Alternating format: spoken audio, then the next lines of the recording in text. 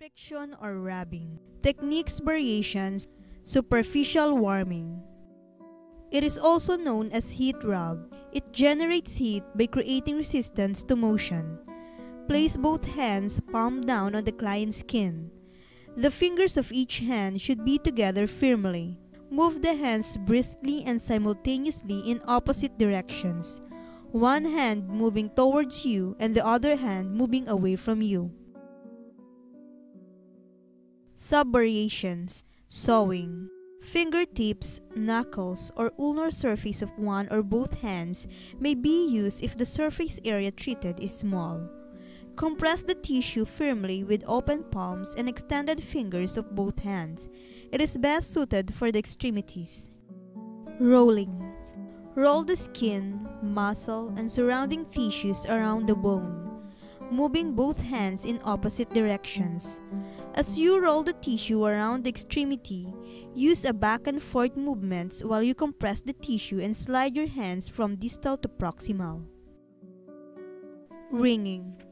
While compressing the lubricated tissue on all sides with palmar surfaces of the hands and fingers, move the hands in opposing directions. Slide the hands toward the trunk of the body during the massage movement. Wringing friction is performed vigorously, like wringing water out of a cloth. The movement is best suited for arms, legs, and fingers. Cross fiber. It is also known as deep transverse friction. It is a very precise and penetrating form of friction. The direction of movement should be across and perpendicular to the pattern of muscle fibers. One or more fingers are placed on the skin at the exact site of a pain or injury. Apply firm, consistent pressure in one or both directions. Move the fingers in a back and forth motion. Chucking. It is also known as parallel friction. It refers to deep friction and applied in the same direction in muscle tendons or ligamentous fiber. It uses the thumbs or fingers to rub back and forth, moving the superficial tissue over the underlying structure. It is usually performed one-handed, while the other hand is supporting the limb that is being massaged. This movement is often applied between bony areas. Circular friction.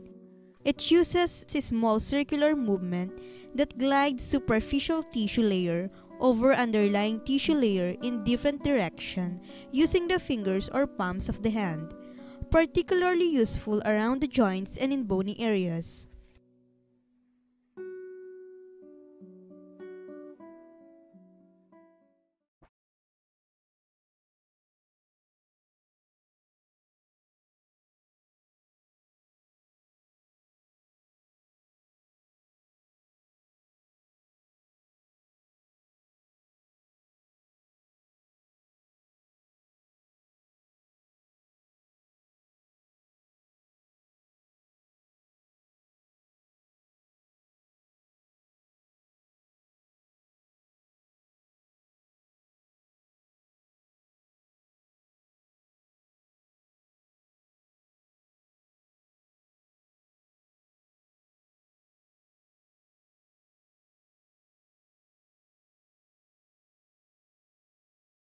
Tapotment or percussion. Techniques variation. Tapping. Punctuation. Using your fingertips of one or both hands, strike the body surface rapidly, but consistent delivery of pressure and speed. A hard version of tapping punctuation tapotment is excellent for the soles of the feet.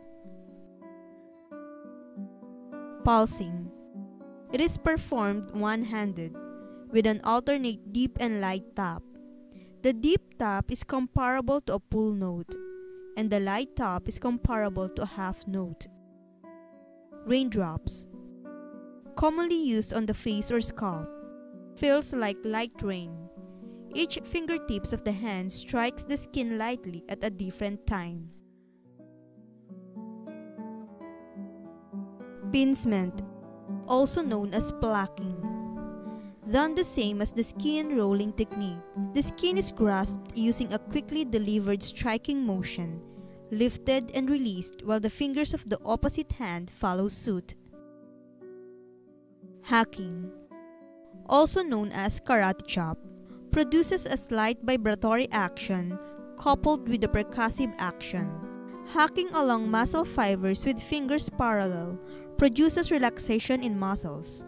It is applied across large muscles, with the fingers perpendicular, stimulates muscle spindle activity.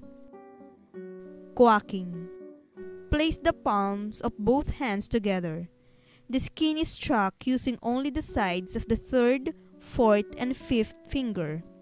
The air moving out of the hands during the strike make a quacking sound.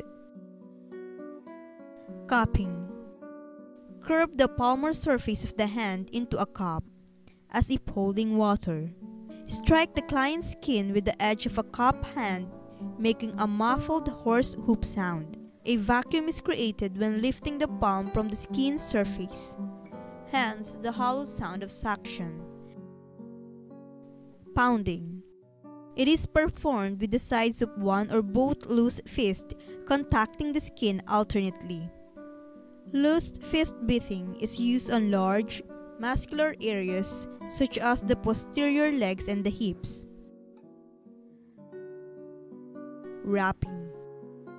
Performed using a loose fist placed palm down, striking the skin surface like the therapist knocking on a door.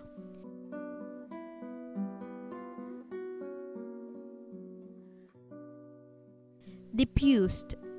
It is commonly used over the abdominal region. Drag the open hand across the skin as you move across the skin surface.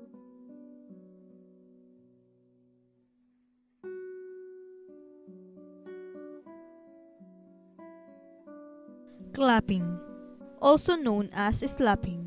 It is performed with the palmar surface of the hands and fingers striking the skin with alternate strokes. The fingers are held together. A loud smacking sound is heard if done correctly.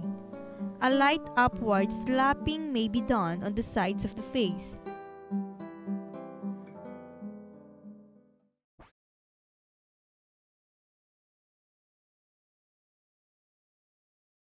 Vibration. Techniques variations. Fine. Place fingertips on the skin and begin a trembling movement by rapidly contracting and relaxing the arm, keeping the fingers and wrist stiff. Fingers should be moving from side to side while maintaining contact with the skin. The therapist's hand may remain in one location or glide down or around an area, such as the back, legs, or arms, while applying quivering movement. Jostling. It is also known as coarse. It can be used on a muscle belly or limb. When applying it to muscle, grasp the muscle belly or bellies and shake vigorously, but rhythmically back and forth. This may feel like rolling friction. Coarse vibration. The therapist grasps the muscle or limb with one or both hands and shakes or pulls it vigorously.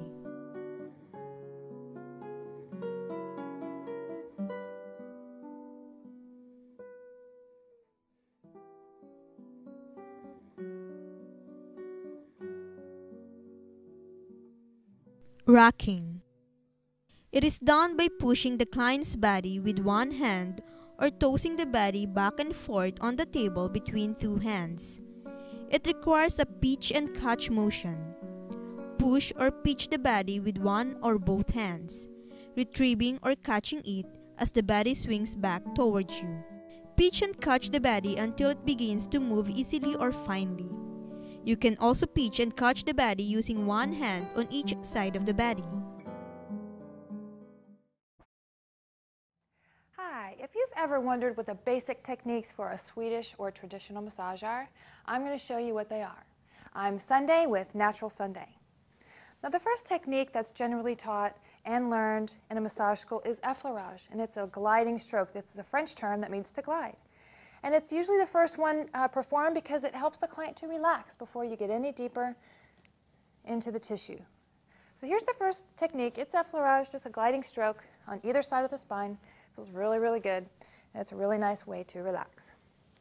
The second technique is called petrissage. And of course, it's also a French term, and it means to knead or lift. And you're going to use your hands in a motion like this to where you can really get the tissue up and between your hands. You're definitely increasing circulation, making that tissue nice and soft and pliable, just like a big ball of dough.